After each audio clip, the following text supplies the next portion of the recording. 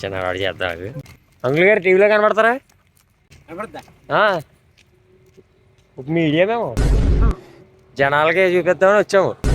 Photo దిగుతారు. ఇప్పుడు పవన్ కళ్యాణ్ అంత అవకాశం ఉంటుంది కదా. ఓటేసారు అంతకి అక్కడికి వెళ్ళి లేకపోతే